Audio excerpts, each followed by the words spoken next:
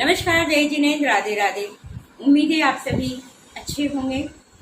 अभी तक के वीडियो में हमने सभी ग्रहों के बारे में संक्षिप्त रूप से चर्चा की। पिछले वीडियो में हमने राहु केतु को पौराणिक कथा के आधार पर समझने का प्रयास किया।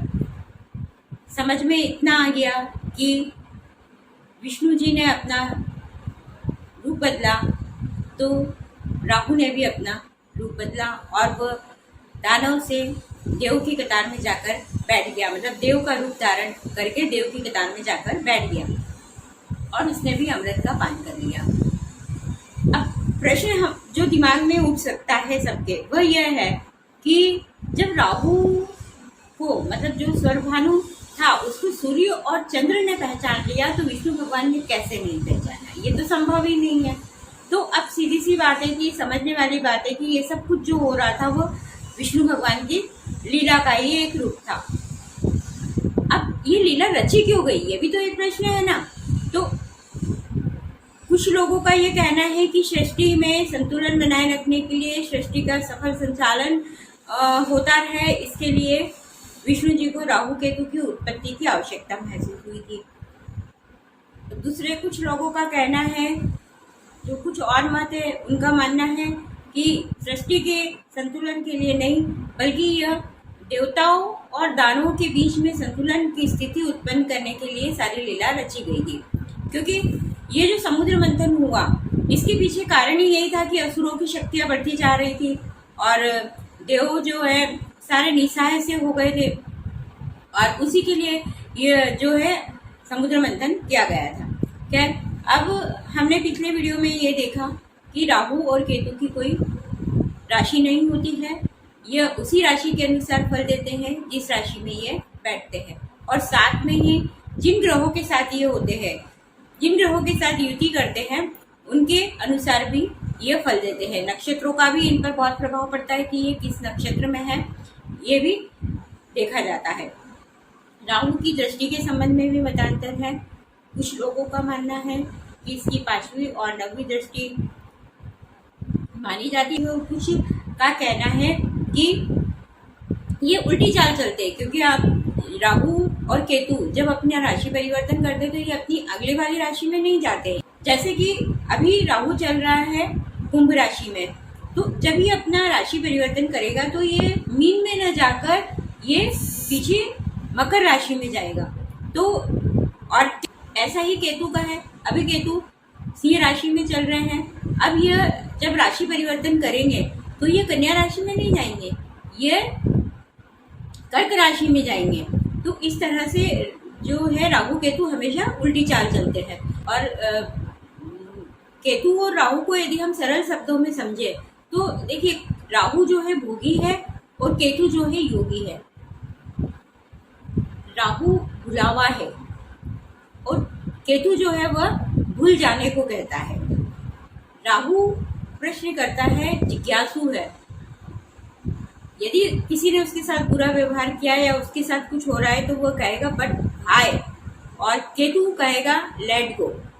तो इस तरह से हम देखते हैं, केतु इंटेंशन देखता है, उसको इंटेंशन से मतलब है आप जो काम कर रहे हो उसका इंटेंशन आपका क्लियर होना चाहिए, साफ होना चाहिए, पाक होना चाहिए।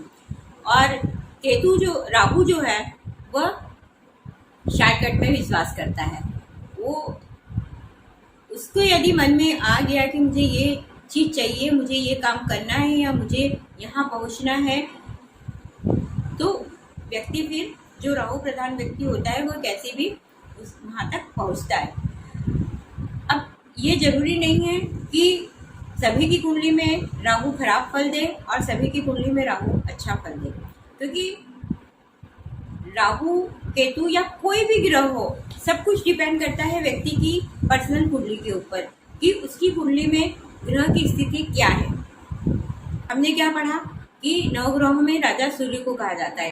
आज की जो वर्तमान परिस्थिति है उसमें राहु को ग्रहों का राजा कहा जाता है। राहु केतु का जो स्वभाव है वो तमोगुणी है। राहु जो है शनि के हिसाब से काम करता है, केतु जो है मंगल के हिसाब से काम करता है।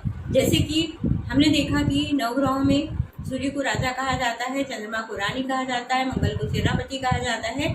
ऐसे ही जो राहु केतु है उन्हें शनि का दूत कहा जाता है, एजेंट कहा जाता है।